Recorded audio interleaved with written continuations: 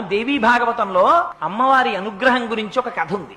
అందులో పూర్వకాలంలో దేవదత్తుడు అని ఒక బ్రాహ్మణుడు ఉండేవాడు. ఆయనకి కొడుకులు లేకపోతే ఆయన పుత్రకామేష్టి అనేటటువంటి ఇష్టి చేశాడు కొడుకుల కోసం. ఆ చేసేటప్పుడు అందులో ఉద్గాత అని ఆ సామవేదాన్ని పఠించడం కోసం సుస్వరంతో స్వరం తప్పకుండా ఆ పలకగలిగినటువంటి గొప్ప నైపుణ్యం కలిగినటువంటి వాడిని గోభిలుడు అనబడేటటువంటి ఒక మహానుభావుణ్ణి తీసుకొచ్చి ఆ యాగంలో పెట్టుకున్నారు. యాగం అంతా పూర్తయిపోయింది. చిట్ట చివర సామవేదం చదువుతున్నారు. ఆ సామవేదం చదువుతున్నప్పుడు కొంచెం స్వరంలో దోషం వచ్చింది.